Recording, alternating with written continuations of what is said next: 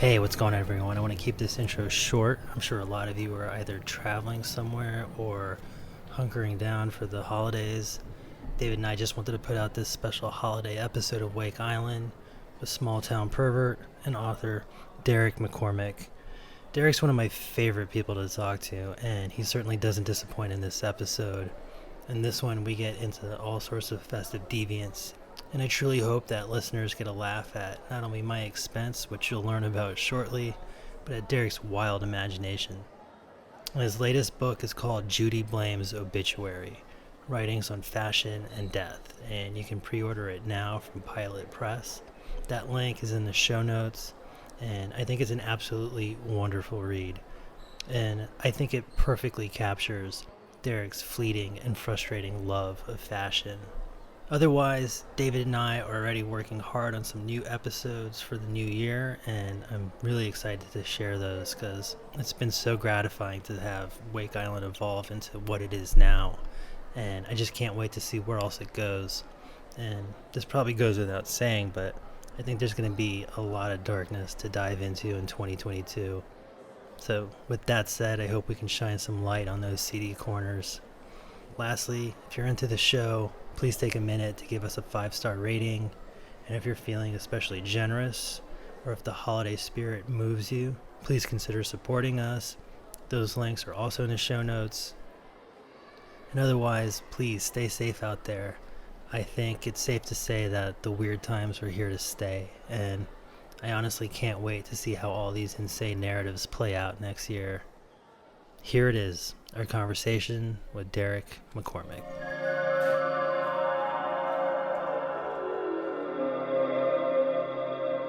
I had it's been a weird couple days because I told Paul I cracked a rib. Sorry to hear that. Yeah, what So happened? I fell out of bed. Oh my God, I'm sorry.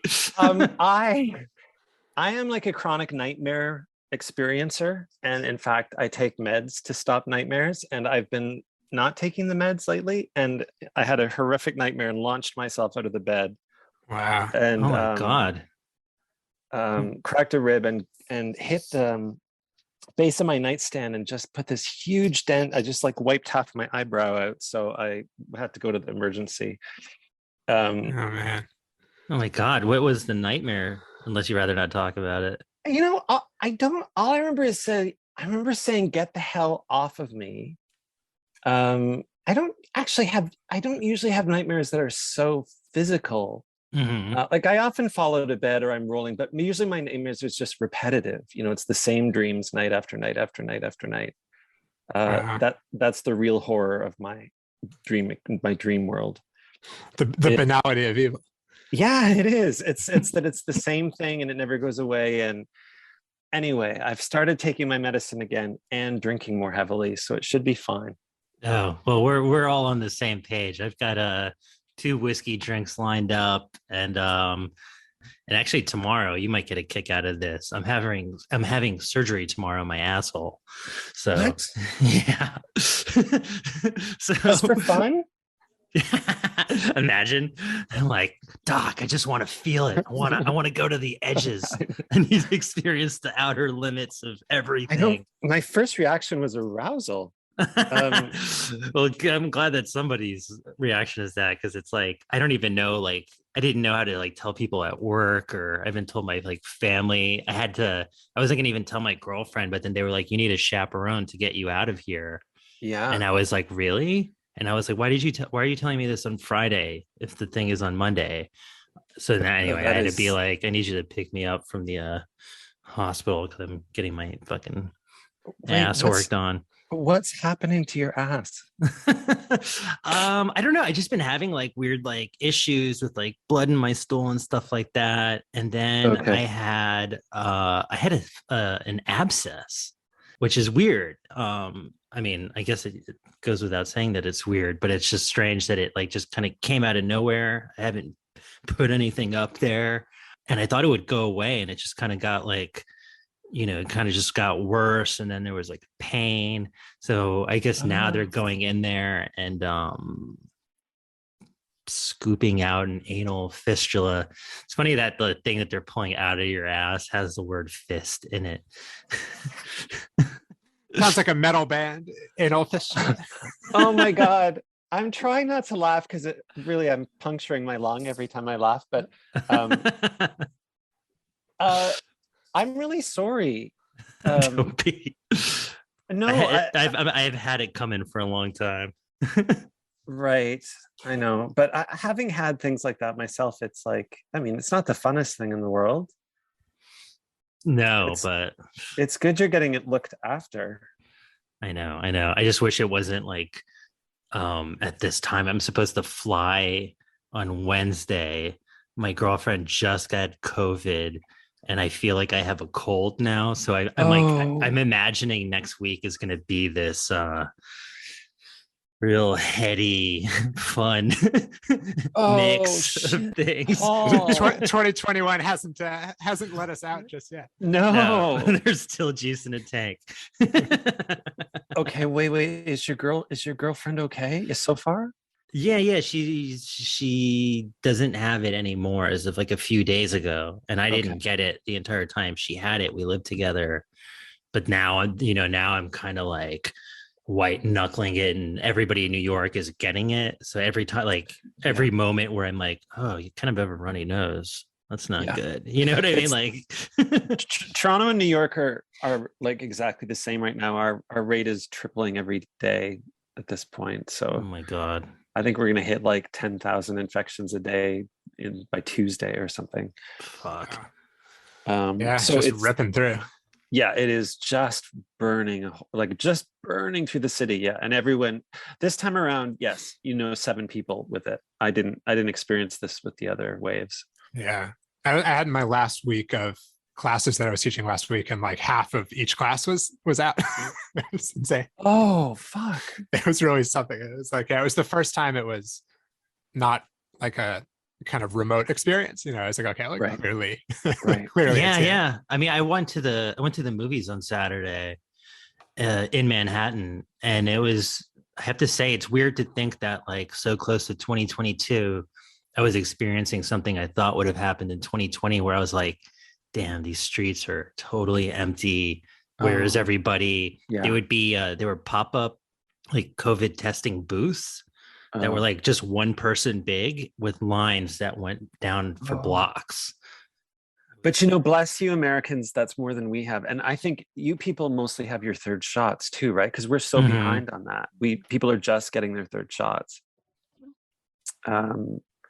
Which is partly why it's tearing through us. But and where do you teach, David? I teach, actually, speaking of fashion, at Parsons and FIT. Oh my God! So I teach writing, but the students are often, either fashion design or other kinds of design students. That's so my cool. God! They're so great. You're an insider.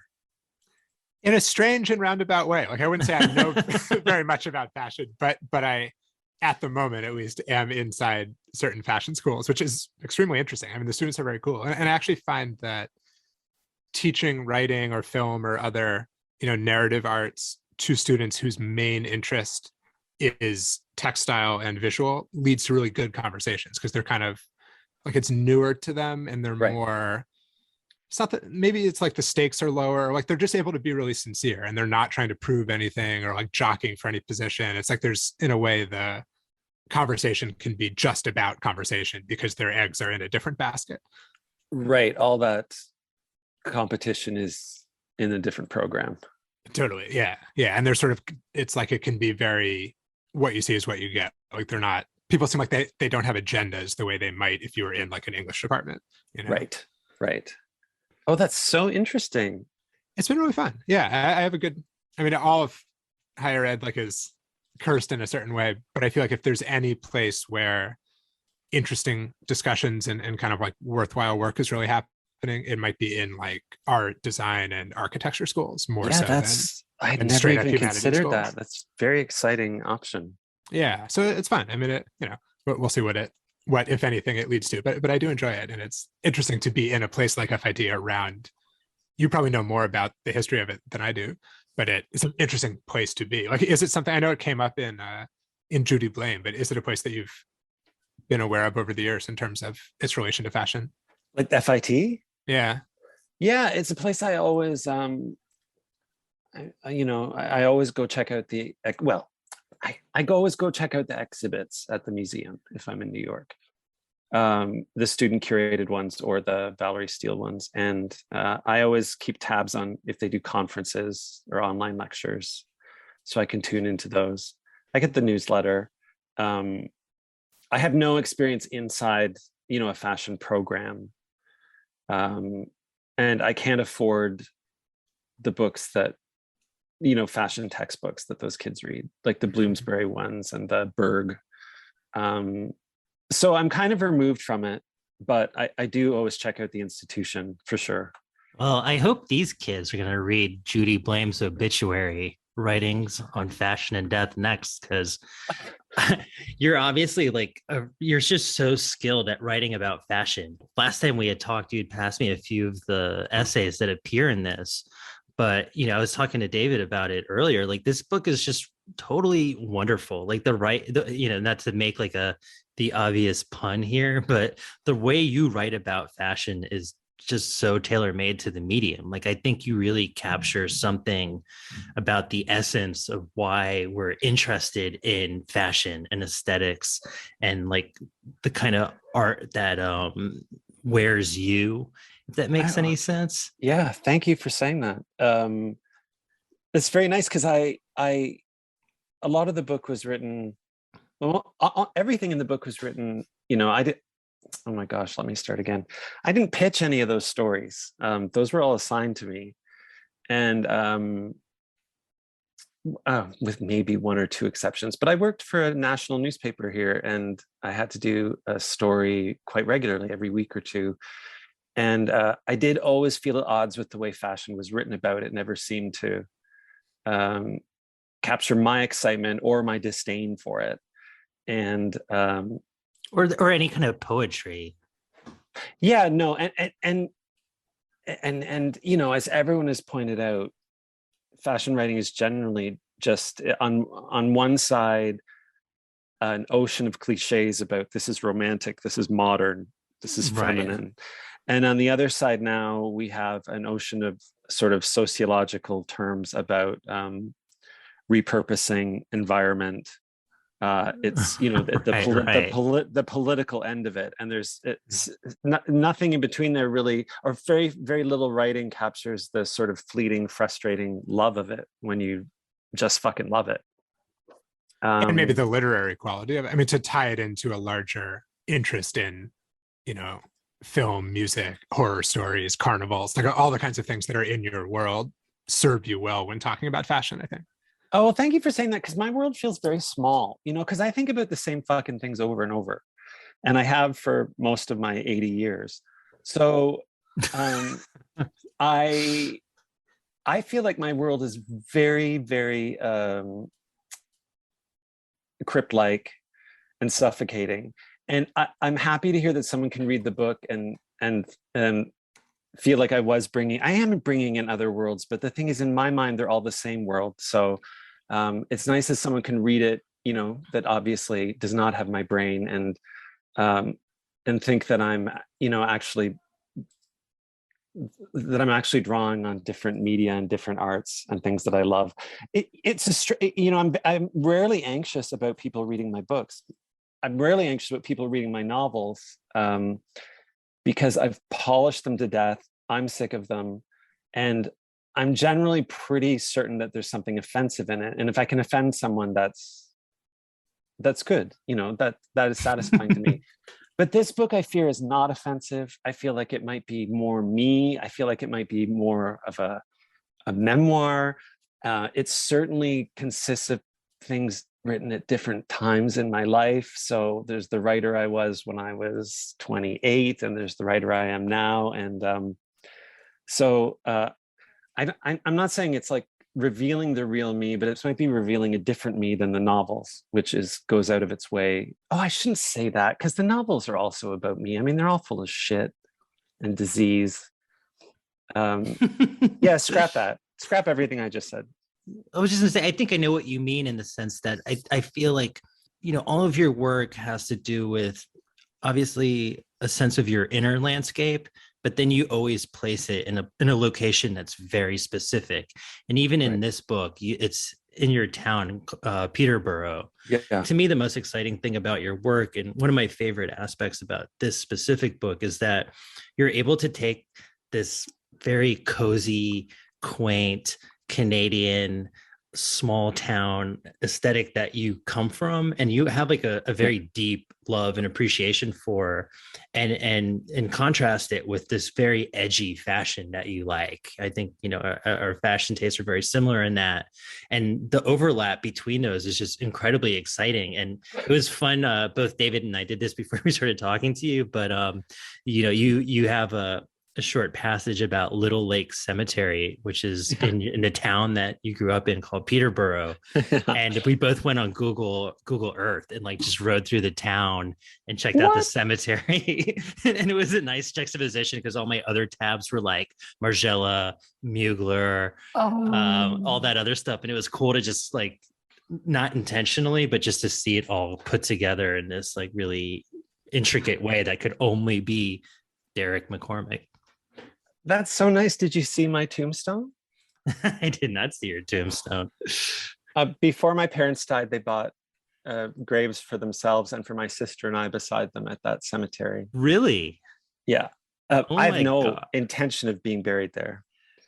But how cool is that? It's good. There's a good view. Like, and there's at Halloween, there's haunted walk. I mean, it's everything I want in a graveyard. It's by water. You know, I need to stick a knife in my mom's back one final time. By not being buried there? Yeah. Do you have another location picked out? You know, I really don't. Sometimes I think I should go vase shopping and get a really nice vase. But then my dream really secretly is to have the vase turn up at like a Salvation Army store or something. I guess there's also, when my mom died, there's also the crematorium offers like jewelry, and I'm sort of tempted by that. You know, they'll take a bit of ashes and put it in a new necklace or a bracelet. Yeah, they can make an actual like diamond out of ashes, right? Oh, see, I didn't know that. Am I tempted by that? I was thinking like, I'm tempted by that. They say, do you want a necklace with a few of your mom's ashes? But I sort of want all my ashes used. Like I want a whole collection. I want like the fall, winter jewelry collection. I want this as well. I feel like we were talking about that movie In Fabric, right? It'd be like that if someone finds your ashes in a thrift store somewhere, you know, sewn into a garment and puts it on, and the whole story goes on from there. Wouldn't that be exciting? I mean, but my dream is sort of oblivion like that. I always talk with my friend Vincent Fecteau. You know, his dream is like his sculptures turn up at a flea market 50 years after. And I have a joke that, yeah, my books turn up 50 years after at a book sale, and they say $4, and the people think, oh, that's a lot for that. We're both they start hoping, bargaining over. Yeah, exactly. They're like, I'll give you $2.50. I want to get a hot chocolate too while I'm here. So what about this pretty necklace? What's in here? I know that's where it gets unlocked. No one would ever say pretty necklace about these things. But now that you say that, I should go on eBay and see if these things are available. Anyway, so a definite thing that it's like the carbon in your bones, I guess, or whatever, it can just be turned into some kind of something that's called a diamond. I don't know how it relates to like other kinds of diamonds, but I guess it's sort of the same thing. Right. That makes sense, because I remember when Frank Ocean opened his jewelry store, he had all man-made diamonds, and I guess that's how you make them. Yeah, you can make them pretty easily. I mean, they're not going to have the same worth as a diamond, but you can crystallize things. Yeah, but I want to be a rhinestone, not a diamond. I think that might be even easier. I guess you just have to make glass, right? I think so, yeah. Or you just kind of like compress this stuff, and there's some sort of chemical reaction that makes it. But I don't know, you've got me very curious about this right now. Yeah. Even for myself, I'm like. Anyway, I'm really looking forward to the afterlife now. Absolutely. Totally. I love what you said in the book about garments being a kind of ectoplasm. That idea really resonated with me, and like wearing ghosts, you know, take commandeering bodies so that they can move around. Oh, thank you. I mean, I always think of clothes as actually kind of making bodies. I'm not sure there are bodies until there are clothes. But that, you know, on the other hand, that idea does spring from, that's when I really started to think about in, well, first of all, collecting spook show and seance memorabilia when I was younger and freer with my money. And, you know, it was always a goal to find a really good piece of ectoplasm, which was cheesecloth with phosphorescent paint on it. And then when I wrote The Well-Dressed Wound, I really sincerely thought, well, if I'm going to die, you know, at least can there be a Margiela store in hell where I can go shopping? And then that thought to occur to me that the way Margiela would show his clothes was have seances, so that the clothes that appeared were what was for sale. But I do. I know people often think that I've read other writers on fashion say that clothes are haunted by bodies. But I think that maybe clothes have the upper hand in that. I think clothes make us and discard us. Well, it's like that trope in, you know, a lot of like kids' movies or different kinds of stories where someone's invisible and you have to like try to throw the garment into the air to try to cover them so you can see where they are. Oh, that's true. That's an excellent point. Like the Invisible Man stripping. Exactly. Yeah. Yeah, but still, then even the body is, you know, like the body is a consistent entity. Oh, I don't know what I'm talking about, but I thank you because I love that whole, you know, that whole place where it gets into, you know, hauntology is interesting to me. And one of my pet peeves is when people write about clothes as being really infused with memories or the memories of their parents or of a certain time. And I find it really weird to talk about something as important as fashion as just being receptacles for your family memories. I think that fashions must laugh at that notion. They're not just like urns full of ashes. I think that they're more deadlier. Yeah. And more like it might, a certain garment might remind you of a certain person, but you could say part of whatever your relationship to that person was is whatever the garment made them into. Yeah, exactly. And because I'm like not an academic and hardly anyone reads me, I can say whatever. So I say things like in Judy Blume's Obituary, you know, death is a form of fashion, which gives fashion so much power that, you know, that death just becomes one of the looks that can adopt, or one of the modes of escaping it can adopt. I don't even know if it's true. I couldn't parse it out philosophically, but you know, that's the point I've reached in my life where I can just say silly shit like that, and I sort of believe it. And and maybe it sounds good. I think it sounds great. It reminds me of this one story that you have in the book, or one essay that you have in the book about Kathy Acker. And it's this show that Dowdy Bellamy made called Kathy Forrest. Or maybe Yeah. I'll hand it off to you. I'm sure you'll do a better job at explaining this show, but I found it to be just incredibly moving and actually pretty profound and relevant to what you were just saying. Right. I use ectoplasm in that too. I had forgotten that. Yeah, I say, is the universe made of stretch velvet? So Dodie, Kathy's clothes were photographed in her after her death, and then they all went to the executor for estate, Matthias, and Dodie took a bunch of them and hung them. I think she did it at oh shit! I'm blanking on the London, space right? maybe San Francisco first, and then what's the space that Matthew Higgs curates in New York? Anyway, and yeah, hung them from the ceiling, and so you could walk through them and around them, and they caught the breeze, they caught your movement, and yeah, the beauty of that for me was one, how similar that installation was to the haunted houses in Niagara Falls, you know, where mostly those haunted houses consist of darkened rooms and things hanging from the ceiling that you bang into. Now, in those cases, they're mostly like boxing bags or kind of posts covered in scratching fabric that you would use for your cat. But they always scared the hell out of me.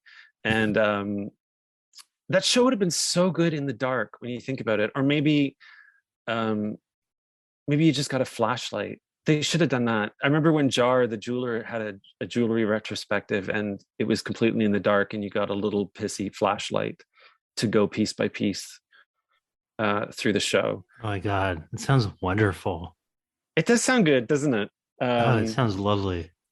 I think that might have its roots in surrealism. There might be a surrealist exhibit that was dark, except for that. Anyway, and then also, you know, I can't say I thought Kathy Acker looked awesome all the time. She wore everything all at once. And but you know, she wanted to have a certain effect, and I think she had it.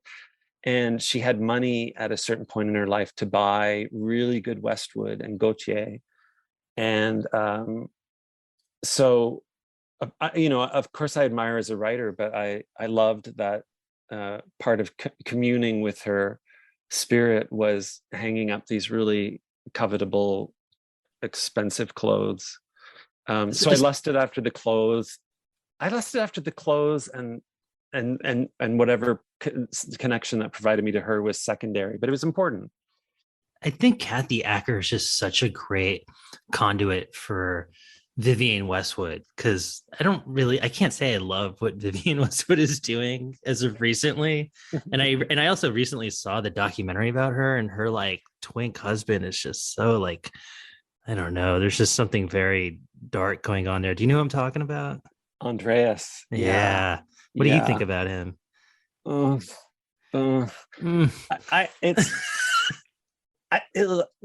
have that to say. I have groaning sounds. Me too. You know, I God bless her. I love that she's still out fighting her causes and talking it up. But I don't. And you know, I think that the saving grace of those collections now is that they keep bringing back things from the past, which she's always been. You know, she's never been afraid to just duplicate things, put a label on them. She's no interest in talking about what's real, what was copied, what Acme, you know, what Born of London copied. So that's all interesting. But I do think that a great part of those collections are things that have been recycled through and through, which are great. Which don't seem to get old for me. But no, I don't look to those collections really. But the older collections, you know, are obviously touchstones for Kathy. Were touchstones, yes, and for absolutely. a lot of us.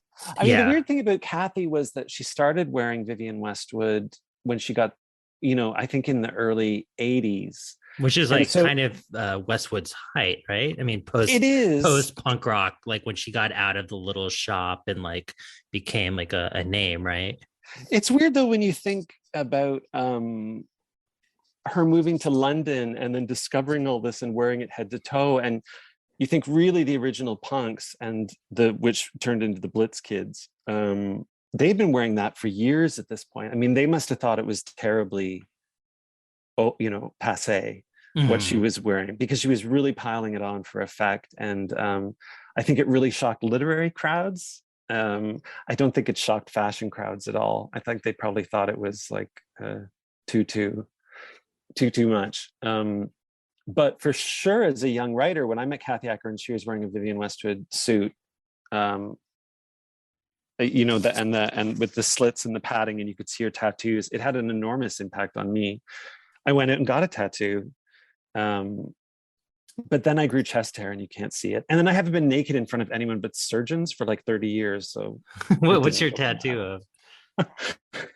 It's a rose. It was supposed to be like the cover. I had a terrible paperback cover of Miracle the Rose by Genet, and I wanted that rose on it. I like that. I feel like you need like the perfect Derek McCormack couture outfit would be something that's like an advent calendar that you can like open up and we could see your tattoos. Rose, or we could see something opens more up onto your body, and you have tattoos under each little advent window. Yeah. Oh my God, that's such a good idea, and every child would love that. Yes. Oh my God! But then there's like a glory hole element to it as well. There's all sorts of dangerous things you can attach to this premise as well. There's the window that has chocolate behind it. Yeah. I don't know. It's I love that idea. I've only got the one tattoo. Now when I got the tattoo, I went with my friend. It's quite funny. We met Kathy Acker, my friend Jason McBride, my best friend, and I went, and he just finished writing her official biography, which will be out next year. Oh, wow.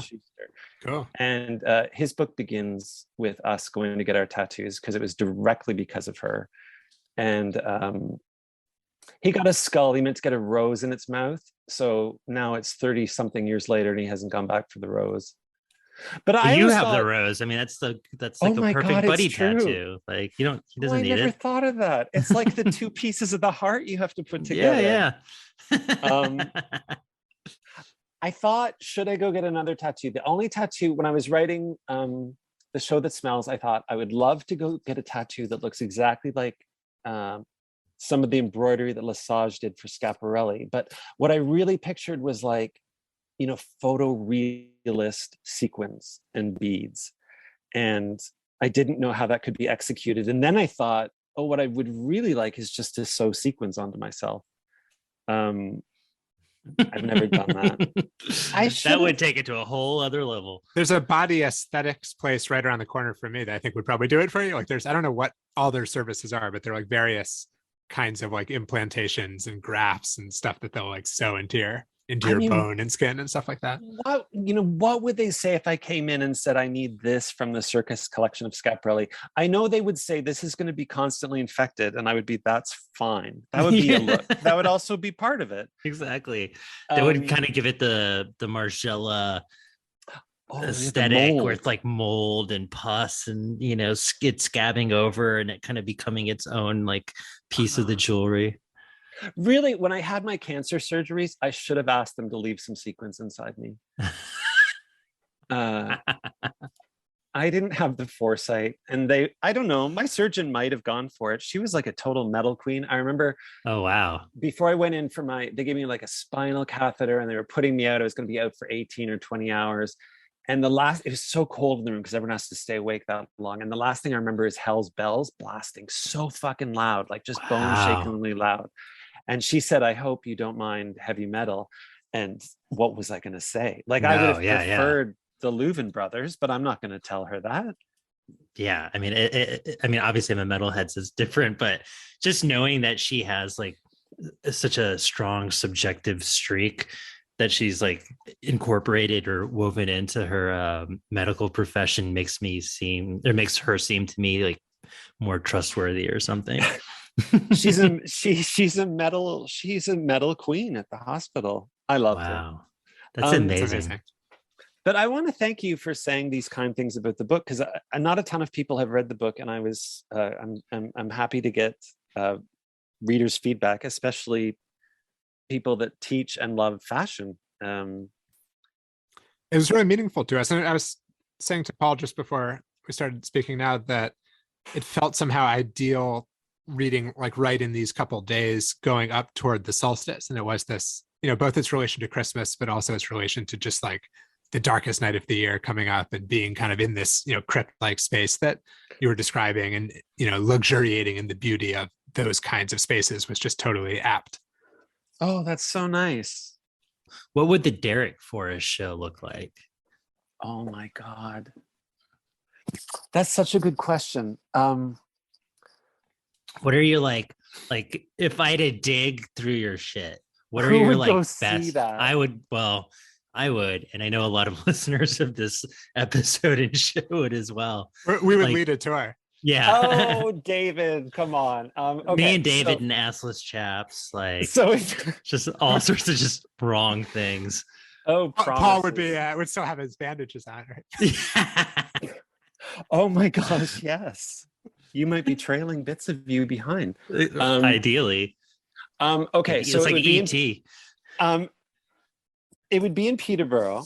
It would have to be in Peterborough. Now, you guys know Peterborough well now, so you guys can figure that out. Peterborough, Ontario.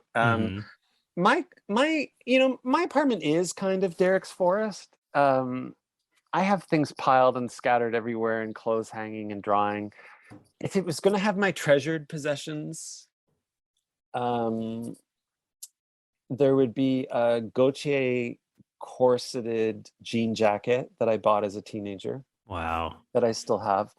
There would be a Stephen Sprouse coat that I bought at the store on Lower Broadway. I bought on the first floor, the cheap floor, the discount floor.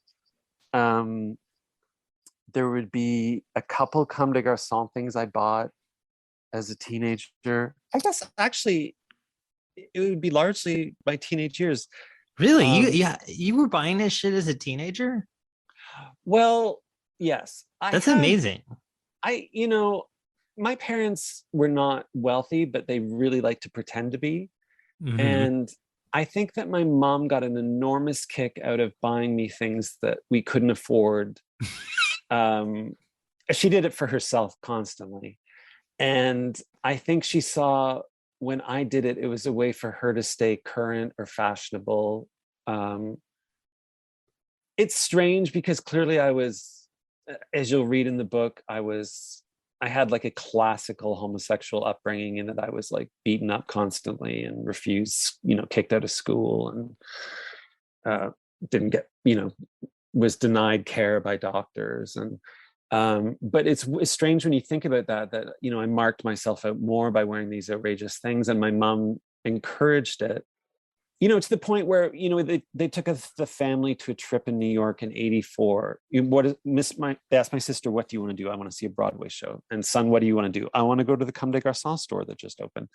So we would go, and I didn't have to sweet talk them into buying things. I think my mom found it thrilling, and I certainly was happy to take it. So yeah, when I think of my teenage years, it was a time of accumulation of what money I had, I would spend on those things. In my later years, I wore a lot of Margiela. Later years, okay. In my 30s, I wore a lot of Margiela. I never bought it new. I would get it used, or I would go to a discount store, but that stuff doesn't exist. So that wouldn't be in Derek's Forest. I wore that all out, or moths ate it. I think that might be even cooler to get rid of it. Oh yeah, that's I feel like a Margiela moth-eaten remnant just floating like wispy in the air is kind of okay. I have a amazing. drawer full of those. You can exhibit those. Okay. And don't dry clean them. Just let the moths keep working.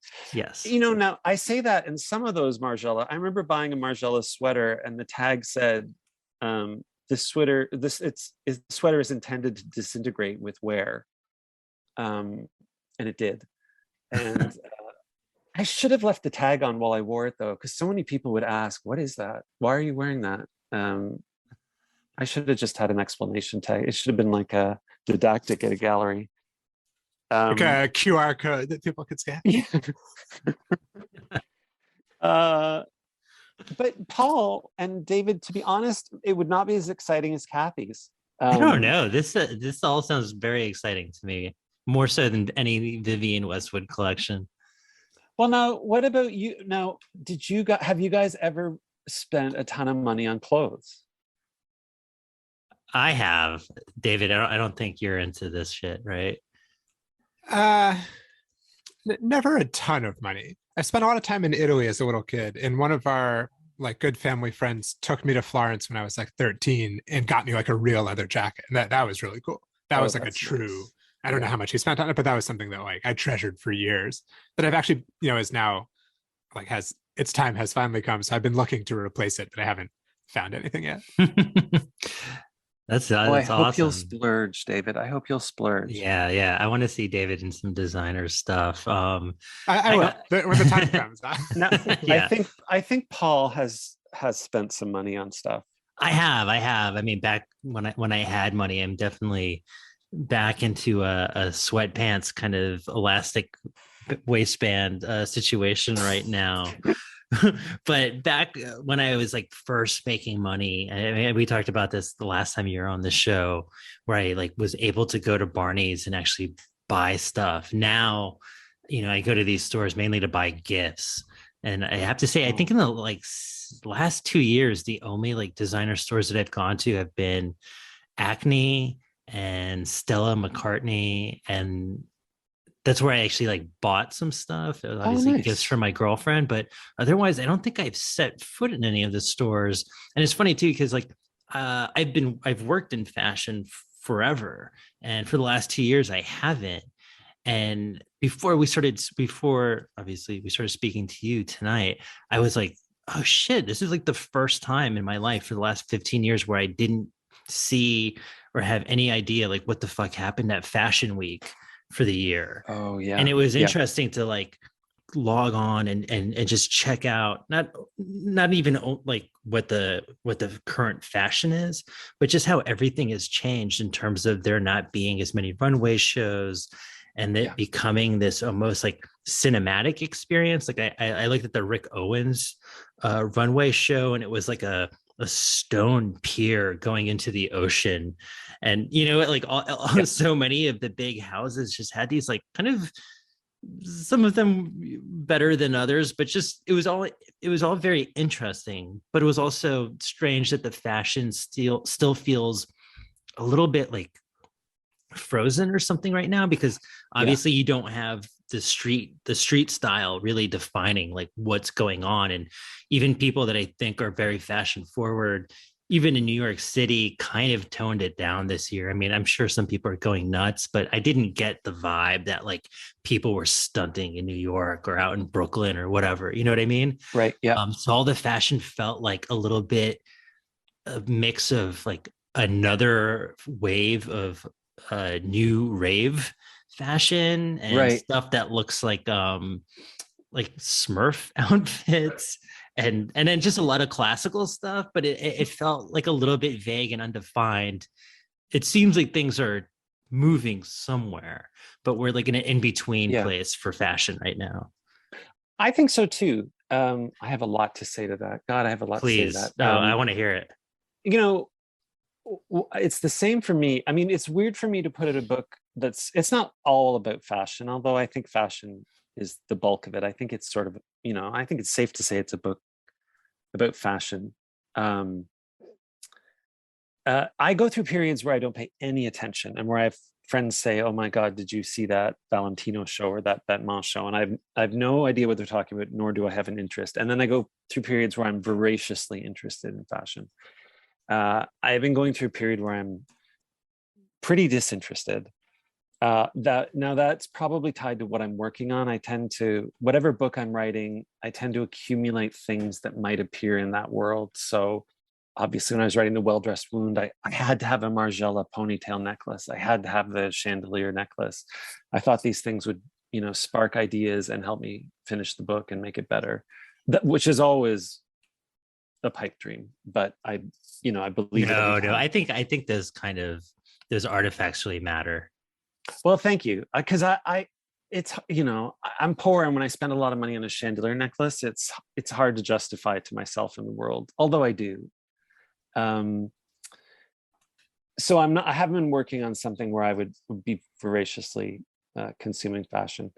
But, you know, part of my experience pre-pandemic was I can't afford fashion, but I would read about it, I would watch videos, and I would go to stores and paw it, you know, and admire it or laugh at it.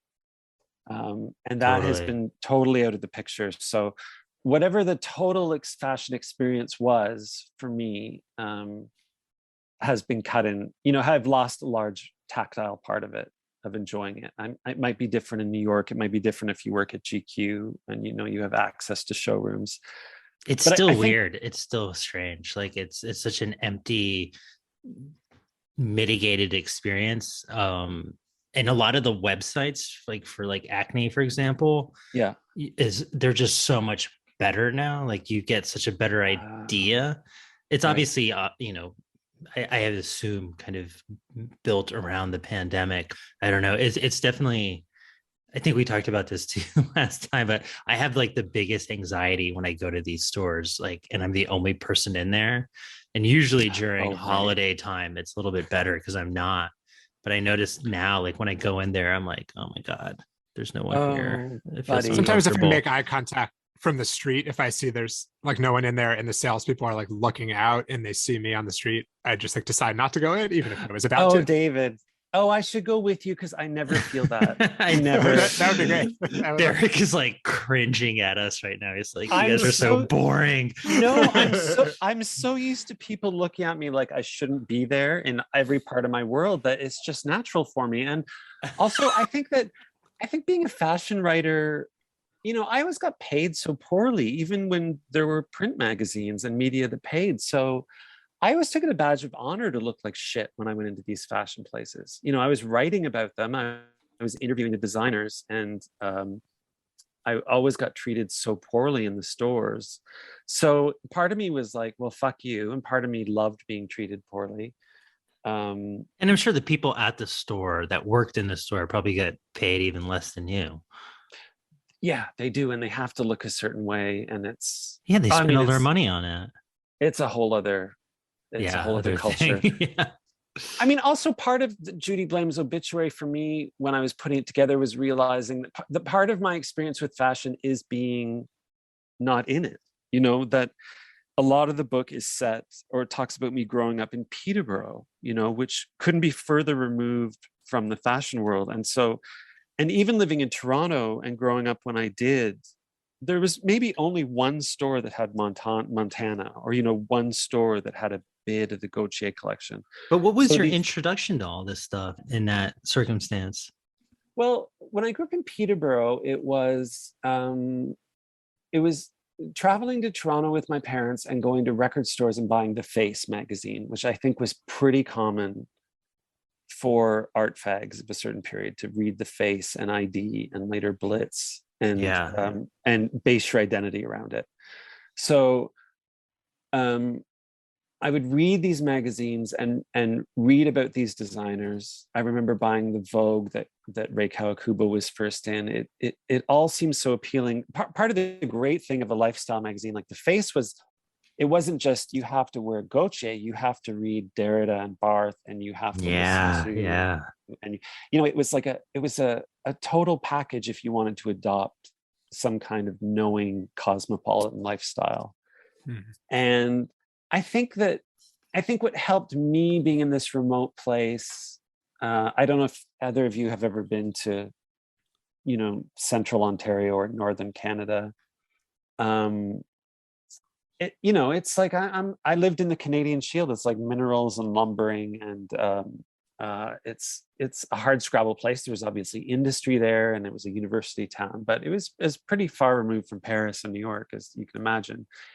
But one of the things that in my, that I think is like some kind of a psychopathy that I have is that, or I had as a kid, is that I felt so connected through reading about fashion to the centers of fashion. So, I would wear my grandmother's brooch to school, and then I would see the next month in the Face, which arrived 4 months late, but I would see in the next issue that, Boy George was wearing it, or Judy Blame. And I would not only think, oh, I'm on the right path to being fashionable, but I would also, I think in my mind, think, oh, I'm some kind of attractor. I'm actually leading the fashion pack. That, it was a delusion that I had some kind of sympathy, some kind of supernatural sympathy with the fashion world. It was total craziness. Total. Have you ever written that as a novel? That'd be a pretty great story of like a kid with a magic brooch who's secretly determining fashion from his town. Oh my God, David, that would be the greatest YA novel, don't you think? Yeah, I'll go half and half with it. Do you want to write it with me? Yeah, totally. I want David to become like some sort of guiding light for young gay teenagers with you, Derek. So I will back this somehow as well. Like, you can do all the work, and I will go through and add swears. Okay. And I'll make the money. I'll be like the slimy manager that's like, come on, guys. I think that Paul's ass should make an appearance in the book. Has to. Well, it'll open with that. It'll be like the opening of Uncut Gems. The movie starts with his colonoscopy. Maybe we can do that as well. Oh, okay. Just for the audience again, I have a cracked rib and I'm laughing and it hurts so much. But I'm drinking a Negroni and it's fine. I have some codeine for later. Jealous. Paul, I love it. You'd be like, that's not a brooch, that's a fistula. David, that's going to be one of our lines. Is that all right? It'll be a callback that Paul will keep showing up to remind us that but it's still not a brooch. It's still a fistula. It's the fistula series for young adults. Or like nobody knows it's a fistula, but that shape becomes really popular and it becomes like this really sought after, like, oh, it mirrors Da Vinci's, form, and it looks like an oyster or whatever, it looks like a pearl, and it's like, well, it's an anal fistula, but yeah, Right. sure. Well, there is the word anus, I think, is the same word as ring, right? Like anus or annulus or something like that, right? And anno, the year. So it does have this idea of circularity. I think those all come from the same word. I like it. David, you are much smarter than me, so you're gonna have to help me through this. We'll get through it one way or another. It'll be great. Yeah. David, I just want to say, from the outset, my artistic goal with this series of ours is to make money I couldn't agree more. and to buy more clothes. Me too. I got to do my first like serious spree, and you'll help me. You can. You have the shopping FIT spree. connection, David. Like, come on, That's we're in, guys. Right. Maybe I can get them to open the storeroom, and we can do a guided tour of the new prototypes. By guided tour, you mean heist, right? Totally. Alluding. It'll be the darkest ride that anybody's ever been on. Okay, so back to the question. Yeah. I hope that comes through in the book, that part of the book is about that I've even when I was a fashion writer from Canada, so I didn't matter to anybody, and so I have this love of fashion. I like writing about it. I have a total disconnect from it. I can't afford it. But all of that, I hope, comes through in the book, that it doesn't affect my affection for it as a form. And it certainly has fed my delusions about, my own fashionable or my own fashionability. It's certainly, it's weird. When I was growing up, I think that, I don't know about you, David, I think maybe you, Paul, were very connected to music. When I was a kid, it was, and you read The Face, you have to read about subcultures, you have to read Dick Hebdige. It was really about punk and ska and new romantics and blah, blah, blah. And I think what happened to me was that I fell so in love with designer clothes that my subculture became fashion itself. So if you ask what tribe I belonged to, well, it was the fashionable. It wasn't punks. It wasn't new wave kids. It was fashion. And I think in my mind, I also equated that with faggotry. Like I think that for me, designer clothes were an expression of gay culture, and which at the time was still a subculture. I think it's all changed now. I think it's much different. I think that straight guys have really gotten in on the act, and I'm not sure there are subcultures anymore. I haven't thought that much about it, but once in a while these days, these questions pop up. But I do think that I was so literal as a kid that I thought, I don't want to be a new wave or a punk. I want to be fashionable. And for me, that meant being, well, in the book, I write about this Canadian band, Rough Trade, which no one has heard of outside of Canada, or very few people. And how, the fact that these creatures existed in Toronto and wore these clothes and were gay and hung out with General Idea and opened for David Bowie, that to me held a lot of power. I guess that's not such a strange story from anyone else having a favorite band or identifying with the scene, except that I really thought that fashion was my inheritance as a sodomite. I think there's something especially poignant and beautiful about seeing it from a small town point of view, or a provincial point of view, that definitely Paul and I also share, of like having come from smaller places and ended up in the big city, right? And I feel like there's something that I get from your work a lot that I also sometimes get from Guy Madden, whether it's especially my Winnipeg, I guess, but this like love of department stores, and almost like the opposite of fashion, of like this kind of old but cherished bygone world of kind of knickknacks and toys and tag sales, and the way that relates to a dream of fashion from the point of view of a small town.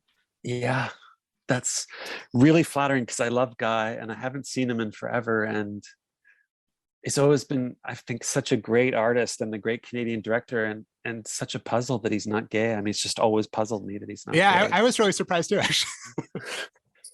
Like, I'm still baffled by it. But he's And his own world. You know what I mean? I feel Yeah. like he creates his own atmosphere. And I know what you're saying. Like, it's also baffling to me as well. But what I think the bigger picture to me is that he so successfully creates his own world within Yeah. small town Canada. And I find that to be just so heady and impressive. And it's something that I also really gravitate towards in your work as well. And I think this book is like just a great compendium to that. Oh, that's so nice. Have you guys been to Winnipeg? I haven't. No, I've met Guy in New York and in Boston before, but I've never been to Winnipeg. I would love to. It's always like held this kind of magical quality to me, mostly because of the film. Yeah. I mean, it's kind of a hole. Right. That's what I've heard. And I say that as someone who comes from a hole. I come from a hole too. So we might all come from holes. But you know, there's no way to see Winnipeg now without seeing Guy's. I mean, Guy's Winnipeg is my Winnipeg, or his Winnipeg is everyone's Winnipeg, because it's not only you know, the great way to see it through his eyes, but it might be the only bearable way to see it. Although I do have friends now that grew up in Winnipeg, Jewish friends, and you know, there's like a whole Jewish side of Winnipeg that I did not notice the first couple times I went there. But I agree with Guy. I mean, Guy is a great mythologizer, and Winnipeg is a storied city. You know, it was when I wrote my Christmas book, it was one of the cities I focused on because it was the Chicago of Canada. It was just a bustling, wealthy place, and a terminus for trade with the Midwest and the Pacific Northwest in the States and California. And like so many Canadian northern cities or cities, you know, it has deteriorated and emptied out. But yeah, I agree about Guy. He's also, David, as I'm sure you know, having met him, like, he's so charming. Yeah, absolutely. He made a real impression on me. I mean, he's like a primary influence. Oh, that's so good to hear. Yeah, I'm just always bowled over by how charming he is, and how, I mean, he's so well read, and so interested in everything, and also so elusive, really. He seems to really have a world, and it's something that, you know, I see in your work too, and even the way we've been discussing it now is like a really interesting synthesis between the extremely local and like domestic, both in terms of, you know, being at home in general, and in terms of like literally being in the house, in the sense of, you know, the way he's always talking about like his grandparents' hair salon or his mother's lap, or, you know, these feelings of like extreme familiarity, combined with this kind of very highbrow European influence. So for him, it would be like, you know, Soviet or German expressionism, and for you, it would be, you know, all of these different designers that we've been talking about. Yeah, it's when you, just hearing you say that, I realize like that a lot of guys' story sounds like Margiela's story with the hair salon and the. Yeah, there's always, it does. There's always these real weirdos who don't turn out gay. Like Guy's one, I would say Joseph Cornell's another one. Yeah, who's another huge obsession of mine, unsurprisingly. Oh, so I love to hear that. But again, you know, you know, I don't know how they alluded. I don't know how we didn't get them. Anyway, I almost wonder. I don't know if this applies to those like particular artists, and I kind of feel this way too. It's like there's some. It's not, I guess it's like a sexual orientation or like an aesthetic orientation, but it's like an attraction both to gay art and to the kind of like aesthetics and images and ideas that are typically associated with gay art, but just not coupled with an attraction to men. Yeah. I mean, I think what you're saying is, I think I need to hear this, because I think that romanticization of gay culture I had as a teenager that I really believed in was illusory. And you see, and I especially see that now that I'm an old man, and you know, there are so many idiotic right-wing fucking fags in the world, that these myths of mine, these founding myths of mine, have been shattered. But I agree, it's more complicated, and it really shouldn't have anything to do with sex. When I was a teenager, I thought, oh, I'm going to be a successful homosexual and have tons of sex, and that didn't work out, but I'm still gay. So yeah, clearly sexual attraction is not a necessity to be gay. Yeah, right. Maybe that's right. That like the kind of artists we're talking about are sort of gay in some regard, but just not the sexual regard. Yeah. And I think closer to me than like, queer culture that I'm immersed in now. I'm way closer to these weirdos like Guy in spirit, in aesthetic spirit, than I am to much of the culture that I consume right now, or that I sell at the bookstore, or that I read about. Anyway, that's the story of my gay youth. And then I moved to Toronto, and I became a fashion writer. And I got to meet some people I liked. I got to go to parties. I have never been to a fashion show, which I think is strange that I'm putting out a book of fashion essays and I've never been to a real fashion show. I've never been to a real fashion show either, and I've worked in the industry for 10 years. So what? Is that true? Yeah. Maybe they don't exist. I've never been to one, and I teach at a fashion school. Oh my God, you guys. I know. What the fuck is going on? Oh my God, this reminds me of a conversation I had recently where I said, I can't believe my high school has never had a reunion after all these years. And my friend was like, they have. So I realized I just didn't get invited. Well, yeah, I'm pretty sure that I was just not invited to these things. But why not? You worked in the industry.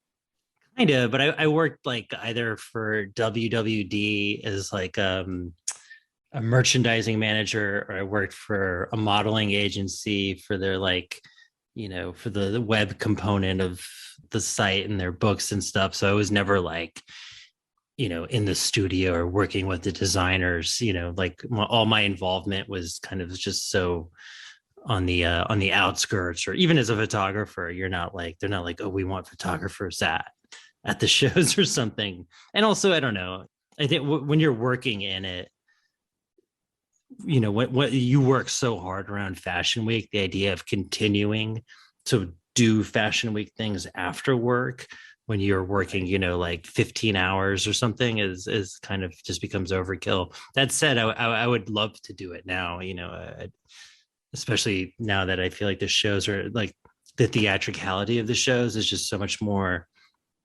grand and accepted. But I don't know, maybe it's cool, maybe it's less cool. It's hard to say. I feel you're right about the shows. Like, I realize now watching videos of those Gautier and Montana shows that were, and Mugler, I guess to a lesser degree for me, from the 80s, they were makeshift events. Like, yeah, I didn't realize that at Gautier shows, before they officially started, people would jump on stage and parade the fashions they had made. They were basically making themselves opening acts. They're squatting on the stage and the people would cheer and clap, and no one knew if those were Gautier or if they were, pirated looks and things like, I mean, when you think of how loose that was compared to, say, something like the Balenciaga show, the couture show that just happened, I guess last year, time is collapsing. Yeah, it was so fast and free and loose, and totally. And now way more spectacular and way more regimented. And I guess I never really, I guess there are fashion fans who would travel to the centers and talk their way in, or sneak their way in, duplicate tickets. But Yeah, I guess for me, ultimately, I was happy, as in most things, to think about experiencing them and read about them. well, that's the fantasy that they exist in. Yeah, I mean, that's been the story of my whole life, is I'd rather read about things than do them. So I think that might be a little antithetical to most people, fashion fanatics experience. No, because I think that's what fashion sells you, is the dream at all times. And it's just like, do you want to be the twink that's like trying to like forge tickets to get into the show and not getting in, and being outside and, trying to clamor for crumbs? Or do you want like the full experience of like imagining it and like totally living within the atmosphere that this stuff creates. I think it's in some ways like you need a little bit of distance from it to really enter into that world, because otherwise you're not going to get it unless you're like, you know, some fucking model or something. I think also it's part of the like almost sadomasochistic beauty of being a writer, because there's this, you know, a masochistic element of like, I'm on the outside and I'm a nobody and I can never get in and no one knows me. And, you know, and you really have those feelings. But then there's also this like sadistic side where it's like, I can tell everyone in my imagined version of that world what to do and how to be. And like, I'm a god to that world in my own fantasy of it. Yeah, I think, David, you just summed up my fashion journalism career in a couple lines. I think that was it. And I guess, you know, I was thinking when you were saying that, Paul, that like, oh, it seems like people have access now, but I guess that's the myth of social media, is that you can stage on Instagram, you can make it look like you're an insider or have access, and you don't. But I always thought, you know, I mean, in my fashion journalism career, I was certainly always jealous of people who got to experience these things firsthand, though not jealous enough to actually go out and do it. So yeah, I was safer in, you know, my version of it. Totally. But I also think as somebody that has worked in the industry, you'll never get close enough. Even Right. if you're the model, you still feel like you're being used, you're being overworked, you're just like a mannequin for this guy's creations. You know what I mean? Like having known so Right. many models, I feel like I've had this in conversation with them.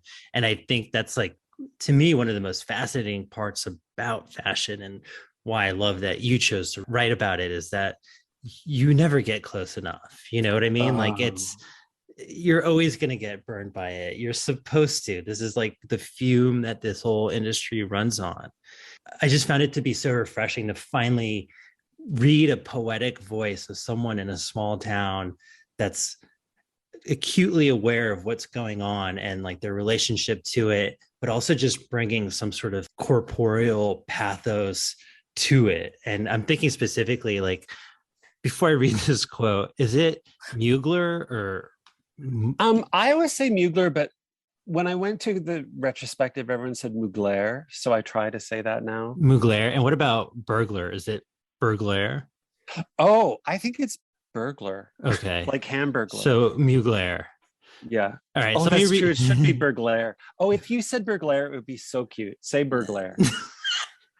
I'm not gonna do that. But let me read you this quote from the book that I like, to me really just summed up everything. It really felt like a keystone to your aesthetic and to the book and your outlook on fashion. And I actually have to say, like, the Mugler show that came out, I thought was actually really impressive. And it was one of the few shows where this more regimented show actually added some sort of depth to his aesthetic, because his aesthetic, as you mentioned, has always been synonymous with like Nazis and S&M and all this kind of shit that is probably actually not true. But yeah.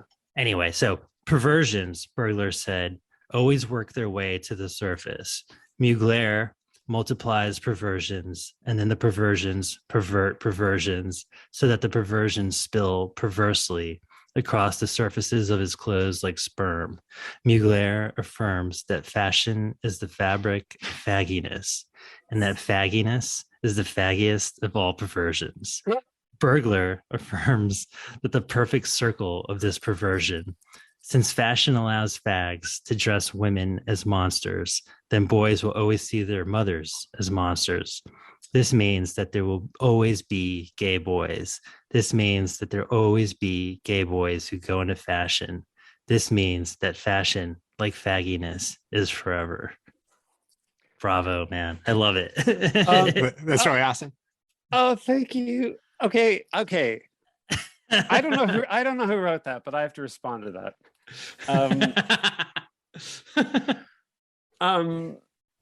First of all, thank you for saying that. Second of all, the Mugler show, that was an interesting piece for me to write, because I didn't love the museum show. I was I was bothered by the first thing I saw when I went in was the clothes for the Comédie Française, as though that What was year? It was in Montreal. Oh, sorry, what was your question? What year? Was the show? Yeah, The year before the pandemic. When was that? 2019. 1975. Yeah, I was gonna say. The museum show, I forget when he did the Comédie Française, but I went to Montreal maybe 2019 to see the museum retrospective. Anyway, I didn't want to write anything negative because I realized when I got home that, you know, the show was less important than the fact that Mugler had accomplished this thing, which wasn't necessarily my favorite thing, but that struck me as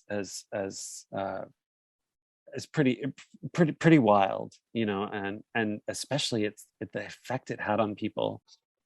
I was puzzled that the show in Montreal, I think they corrected in Paris, didn't deal with his perfume at all, because his perfume is so central to A, his economic existence, and B, the perfumes were innovative and ubiquitous, and in a way still are. Tell us about it, because I don't know anything about his perfumes, and I love the sections of your book about perfume.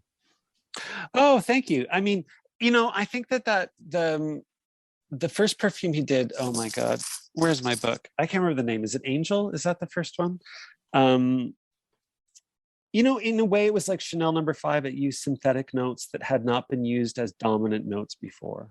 Was it feminine, or did it have like a musky, assholey, leathery It was scent? It was very candy-ish on top. Really? Because his aesthetic for the listeners is very like sleek and S&M-y and really sexy, and like, especially now, very feminine. It is, but remember, like, very glossy too. I mean, yeah. So in a way, the first thing that hit you was maybe the glitter, the reflective, the mirror. I'm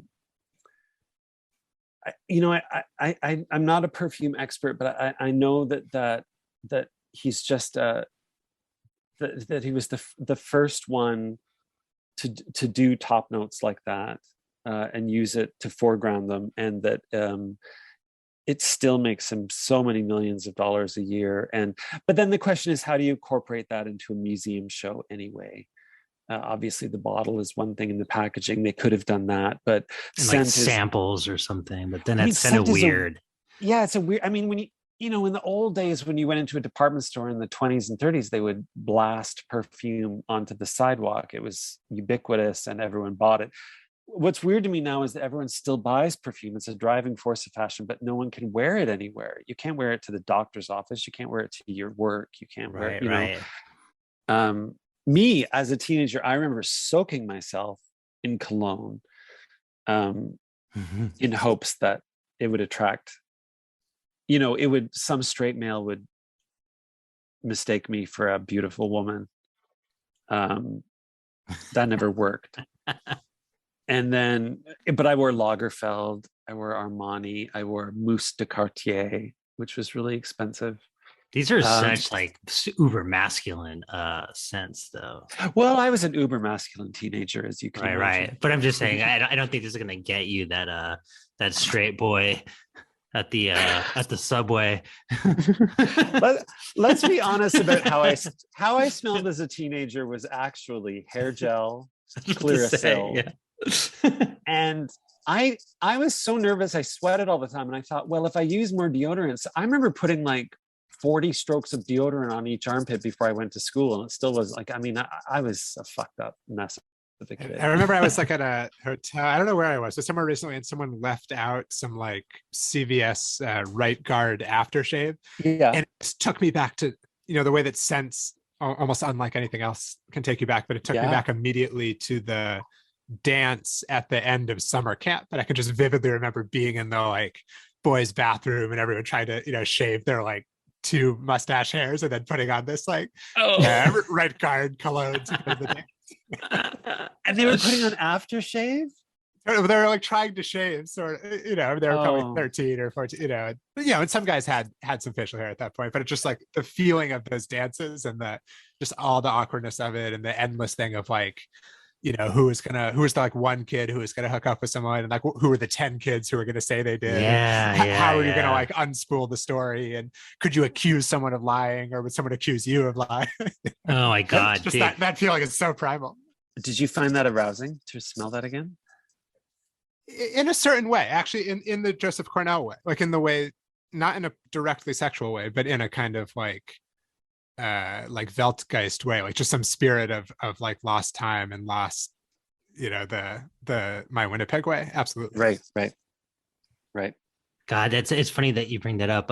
My girlfriend's brother was just here visiting from Oregon, and he still wears Old Spice. And I remember Oh, a similar thing where I'd gone to summer camp for the first time in my life. It must have been like 12 or 13. And I remember I had one armpit hair, and like literally like just one. And I was like, I need deodorant. Like I need to, I'm a man now. Like, and of course I picked Old Spice. And obviously as I got older, I was like, this is like way too white trash. Like this is not the worldly man scent that I thought it would be. And not to say that I have anything against being too white trash, because I clearly still suffer from that affliction. But anyway, he had it. And I could, when I would use the bathroom after he took a shower, I could smell like the steam and the Old Spice mixed together.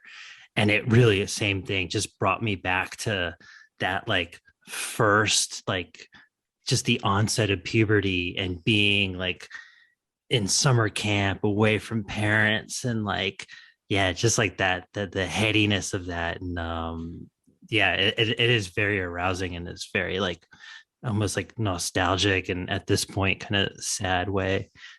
Old Spice, though, that's a real grandfather scent. I know, but I think at least in the 90s, like young boys would go to that one first, probably because their dads and grandfathers wore it. At least where It I'm even has from. the grandfather slogan, right? Isn't their slogan, if your grandfather hadn't worn it, you wouldn't exist? Oh, I totally forgotten that. If I knew it, that's amazing. I mean that makes me think of arrow collar ads and other sexually exciting things. So yeah, I would buy that. I'm gonna go buy a bottle tomorrow. Yeah, maybe Yeah. I'm gonna switch to Old Spice now. I mean, for me, that smell was It's a New Year's resolution. Yeah, smell like my great grandfather. For me, that scent was Aramis. Everyone wore Aramis or Polo. Yeah, Um, yeah. But I'm older than you guys, I think. But I think it's an extremely important, whether or not it's directly sexual, the smell of like older men in your life when you're a kid, if your father or grandfather, and whether it's like a leather kit bag or a shaving cream or an Or a aftershave coffee burp. Yeah, just anything of like you're beginning to dream of like what would it physically be like to be a man. Yeah. Oh my God. Okay. Yes, I agree. I think that's amazing. You just brought back a bunch of memories for me of my grandfather. Not so much my father, but my grandfather, who was born in the 20s. He just seemed to have those like Bing Crosby accoutrement that I really responded to. Yeah, and cigarettes too, and pipes, like all the stuff that's kind of more or less diminished by now. Yeah. I was going to say, okay, so we were talking about Mugler, we were talking about perversions. I was going to say, Paul, that I loved your point about, that part of the beauty of fashion is the exclusion. It's not only dreaming of it, but of being burned by it, being excluded by. You were talking about models never being at the center of it, and maybe no one is at the center of it. And I do think that's a beautiful thing. I think the way it turned out for me in the book, in Judy Blame's Obituary, is that I realized that even when I invented a world like Guy did, or Joseph Cornell, or whoever we talk about, that I think that the weird thing for me that I noticed is that I'm even excluded from my own world in the pieces. I don't really occupy the center, or at least I've never felt like the center of my fiction. That even when I invent a world, part of the piquancy for me is that I'm still excluded. So I'm moved to hear you say that about models, because I always think there are people that must feel at the heart of things. There must be people that feel like they are it. I mean, are there people who feel like but then I just talked about being an attractor. I mean, I did feel like that as a kid. I existed fully in this fantasy that I was connected to the Blitz kids in London. I guess as I got older, the fantasy got more shop worn, and I still love the fantasy, but I realized that even if I made it up, I mean, when I talk about that first essay, Peterborough, I dreamed about a Peterborough that was more fashionable, that was a combination of Schiaparelli's Paris and 30s New York and Peterborough. But even by creating that doesn't mean I get to occupy it. I don't get to live there. Right. But who does? You know what I mean? Like, do they even live there? But do they? You have to tell me. Do people live there? I don't know. I don't know. Like I said, I've always kind of felt on the outskirts of all of this myself. And it's funny because, like, you know, especially after the last 2 years, now they spend so much time just like watching documentaries and and just kind of fantasizing about stuff. I found myself just watching a lot of fashion documentaries and being like very aware of how like all of this is a reconstruction. And in a weird way, like when I watched that Vivienne Westwood documentary, yeah, it looks so kind of shitty to me in a way. Not the filmmaking itself was very good, but the way like her life unspooled through it, that wasn't like the McQueen documentary, which is also very good, but it was just like, you know, just legendary. Like you realize like this is like a blue collar job. This is like, yeah, this is a real thing. This is like bricklaying. This isn't like just going to parties and having fun and stuff. And it made me realize like, or I was just like, oh, I keep forgetting even when I was in it, that it isn't that. It isn't just about having a good time and hanging out with models and like immersing yourself in a dream. It's intense. It's hard work. Oh, that's so interesting to me, the thought that, I mean, I just love an industry that alienates everybody, that uses up everybody. I do. I mean, actually. Now that you mention it, likewise. I mean, I love gay culture, and to me, that I've been excluded from it, or it's used me up. I mean, I love that about it. That's just my mass. Maybe that's, as David said. But what do you mean? Well, I just mean that like I've never felt at the center of it, or part of it, or a moving part of it, or an important part of it. Who would do that? Like who are you like looking towards? That's not a fashion designer that does that.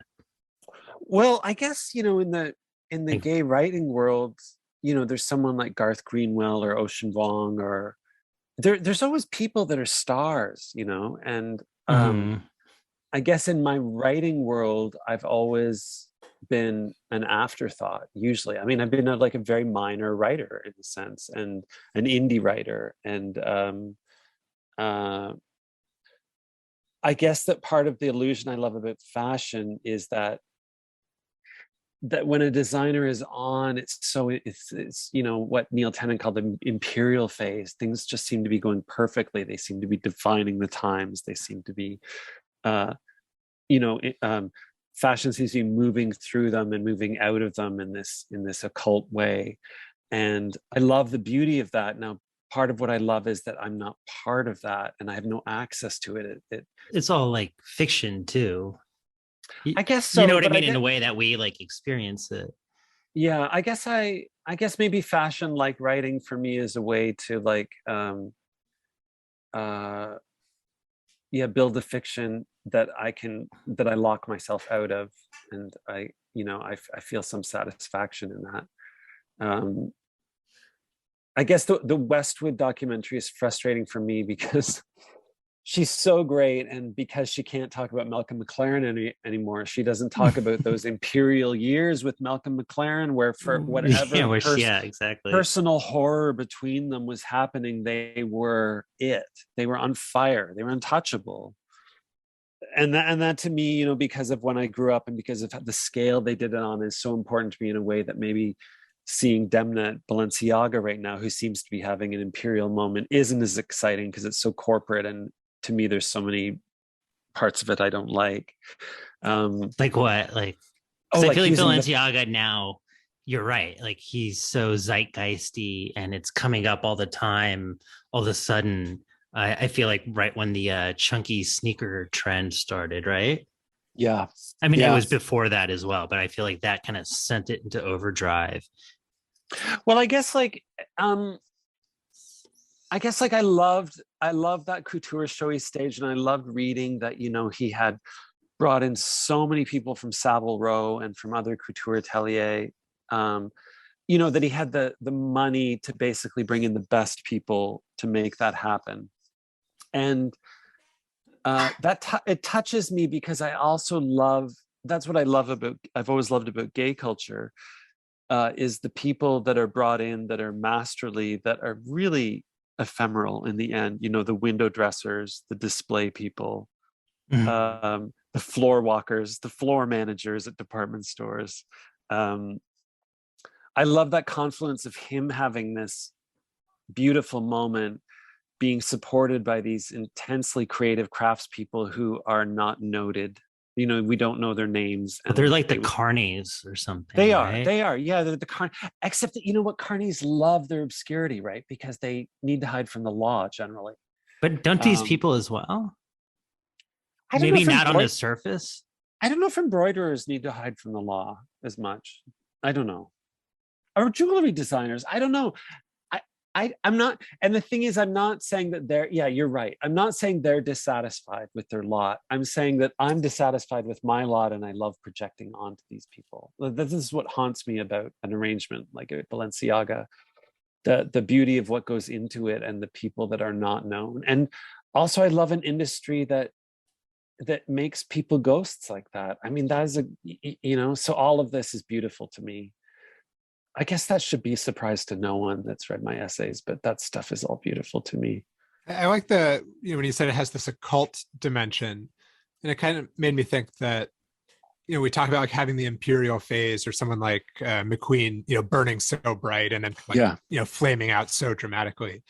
And that there's this idea that, you know, even the word fashion, like if you apply it to other art forms like fiction or studio art, you know, you can still talk about like something was in fashion for a moment and then it wasn't.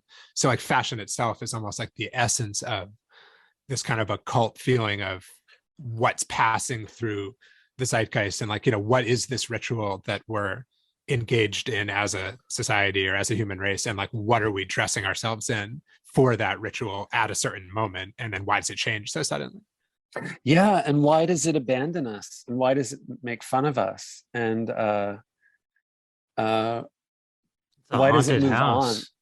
I mean, it's really demonic, you know. I guess that's what I mean by cult, is that it's like fashion has to be demonic, and there's a lot of heartbreak in that, and dreams dashed. I guess that's what I love about it, and I guess that's also why I tried to avoid in the book any notion of fashion as being self-expression or expressivity or memory or family, because what I love is I love that Kenneth Anger style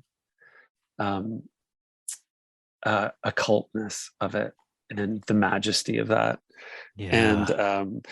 And I find fashion writing is so often like, you know, reduced, bloodless and reduced to like, oh, I worked at the mall when I was 13 and this guy Paul worked at the Sunglass Hut and I always remember the glasses he wore.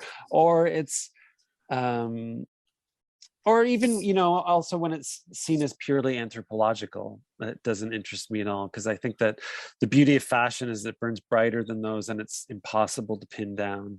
And so yeah, I guess maybe occult is the word. Maybe what I'm talking about is an occult force. I think, David, you know a lot more about that than me. I have like, my idea of the occult is pieced together from like magic shows, movies, and fashion, you know, accessories. I think that's where it emanates from. Or you were talking about I think you're DC in comics also, right? And that whole world of like there is something, you know, you can study the occult in different ways, I guess, but it's like the places where it enters the culture is definitely that, right? It's James Whale. Right? Yeah, it is. I mean, I was thinking, I've watched this month, I love TCM in December, you know, when they show all their Christmas movies, because I love Bell, Book and Candle, which I've watched 100 times this month. And I don't know if you know that movie, but the end, Kim Novak runs a store, which to me is like all you need for a movie is someone running a store. And then it starts as this sort of terrible tribal art place and becomes this place that sells coral and relics of the sea. But if she's a witch, and it's Greenwich Village, and Jack Lemmon is her fag brother, and yeah. So this is my idea of the occult, is filtered through all these. I guess everyone's is. I don't know.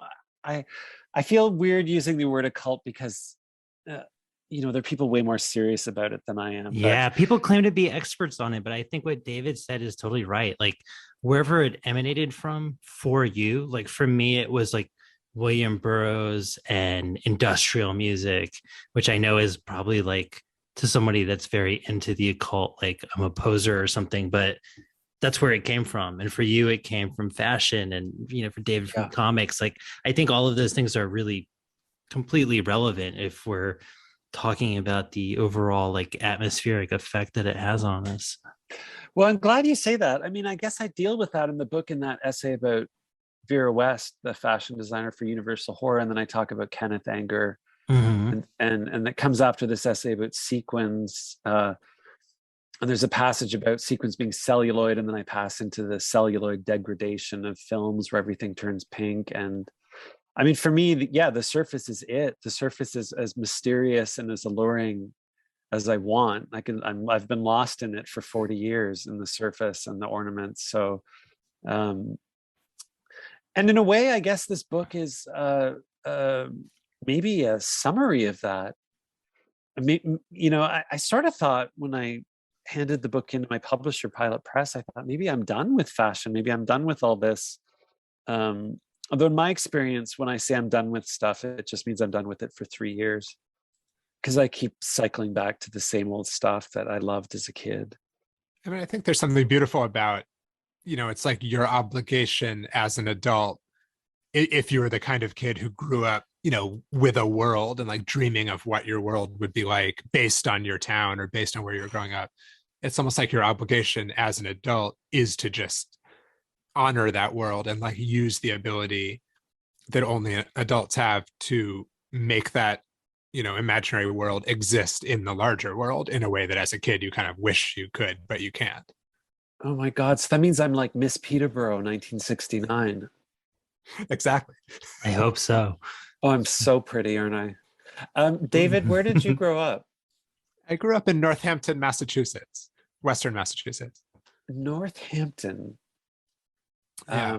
That is like an artistic community, is it not? Famous for that? Yeah, I mean, so it's a big college community. So you have Smith College, Amherst College. So Emily Dickinson lived there, Robert Frost. And then when I was growing up in the 90s, there was like a huge grunge scene. It's like the Pixies lived there, Sonic Youth lived there. It was this weird, it's like a mini Seattle. Like there was a big heroin scene, there was a big flannel scene, there's a big coffee scene.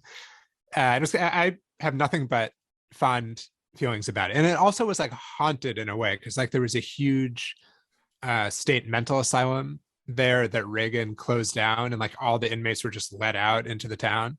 So like they were just around all the time. And my father's a psychiatrist, so I don't think he directly treated those people, but he was like aware of, the mental health like community in the town. And like there was just this very strange sense of almost like otherworldly figures who I was super drawn to as a kid, and were just these like fixtures of the town. And I don't know, it going back to my Winnipeg, I guess the idea of like a city in the town, and something that I've used in some of my books, is this idea of like the town's city, Right. which I kind of feel like is a feeling you can't ever quite get back to, but it's like the feeling of growing up in a small town, dreaming of the big city, or watching movies that are, Jim Jarmusch or Fellini, or, things that have this like kind of cool urbane, like grown up, or listening to Smashing Pumpkins, or, whatever I was into as a young person. And you plan to go to the city, to go to like the actual city, and you do eventually, or I did eventually, but it's never quite it's not that it's disappointing, but it's just something different from what you could have imagined it would be. And in a sense, like the biggest and most glamorous and most terrifying city that could ever exist is the city that you imagine when you're in the town. Now, I feel like, unlike Paul, correct me if I'm wrong, but I feel like, unlike us, you actually lived in a pretty cool town. You grew up in a pretty cool town. Absolutely. Yeah. That's totally different. Yeah. So I have no sense of my town having been a place I wanted to escape. And honestly, it's a place I might return to. I don't know, but I have nothing but good feelings about it. So that is a big difference. So when I don't know how old you are, you're younger than me. Yeah, 35. Oh my God, you're way younger than me. But did you see Sonic Youth? Were these locals myths, or were they people that you saw on the street? I saw the Pixies on the street. Pixies actually lived on my street.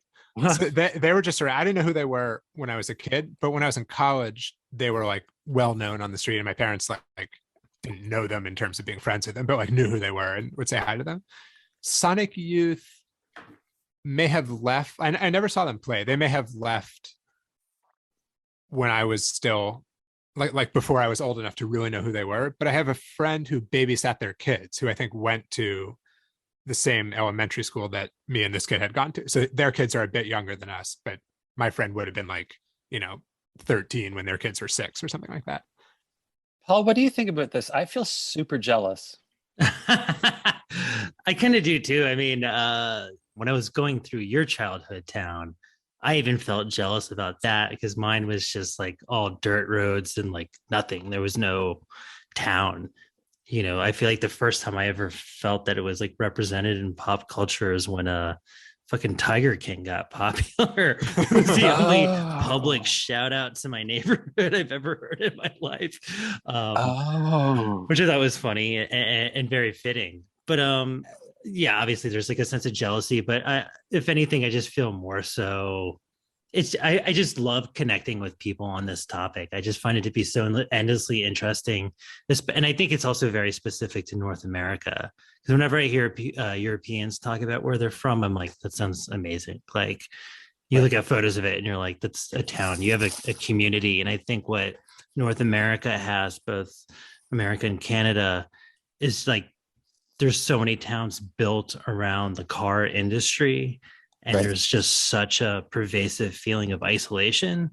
And when I look back at my past and my childhood, it's the one word, the only monkey on my back, like that's like, I think hardest to shake of all things that I love talking about, and probably why I like having these kind of conversations and writing and reading and watching movies and getting into fashion so much on this kind of level is that I feel like almost half of my life is just dedicated to the idea of escape and always imagining that it could be different or it could be better or that there was like this other kind of world out there. And then by the time you're able to get into it, you're already in your 20s. So at least for myself, I always felt like I'm always projecting some sort of like fantasy world onto anything that I'm doing or anybody that I'm meeting or, any kind of traveling, which is part of like my obsession for wanting to keep doing it, but part of like a larger sense of being disillusioned by it, where you're like, once you experience your fantasy, for most people, it probably doesn't feel that great. It's not like you're like, I did it and you cross it off and it's gone. And instead it just it's like a high or something where it just gets replaced by something else and you're back on the hamster wheel. At the same time, that said, I love that sense of longing. So I don't know, I guess it's good to meet other masochists. I mean, it's amazing how quickly in the last 7 minutes now I'm deeply envious of David. And I may be a little in love with him. I might be. Hard not to be.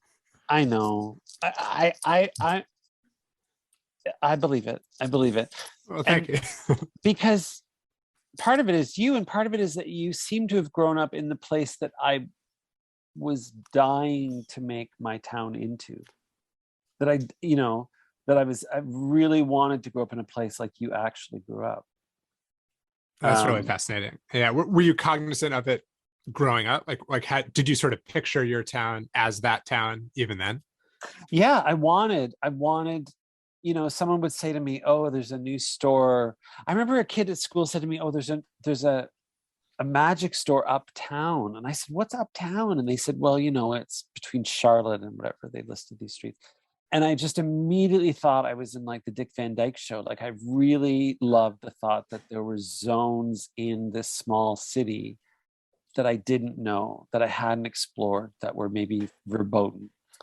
And I realize now that this is sort of my attraction to, it explains my attraction to studio backlots, which are endlessly beautiful to me. I mean, when I watch these Christmas movies on TCM, when I watch the Kim Novak movie, I'm so in love with the Manhattan set of the studio, you know, or the Mayberry set of the Andy Griffith Show, because take the Andy Griffith Show. I grew up in a small town, but I loved in Andy Griffith that it was constantly besieged by bank robbers and con men, and that hillbillies would drive in from the hills and disrupt the town, you know, and cause chaos. And so it's a town no bigger than what I grew up in, but it seemed to be, you know, it seemed to have this cast of characters that came from Metropolis. And you in a way lived that. That is sort of Northampton, right? That there's an exchange with New York City, that it's a place where you go, but the people are traveling, people are coming in and out, strangers, perverts. I just wanted perverts. Me too. And you need a city, right? And I guess you can have town perverts, but they're a totally different aesthetic, or like there's something. Well, yeah, dude, I'm the category. I'm the town pervert. And maybe there can only be one per town. Nobody fucking wants to deal with me. At least you got two New Yorkers that do. God, that's a pretty good connection. Paul, can I say that I'm also in love with you too? Like, I don't want you to feel excluded. Don't worry about it. So I remember talking to you on the last show about Blair Mastbaum, and I remember he would post pictures of traveling with you when I was friends with Blair on Facebook, and I didn't know you, and I was like, oh my God, this is the best looking man in the world.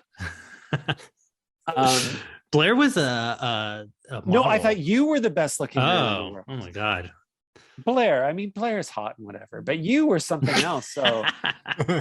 So this is so exciting for the small town pervert to talk to David and Paul like this.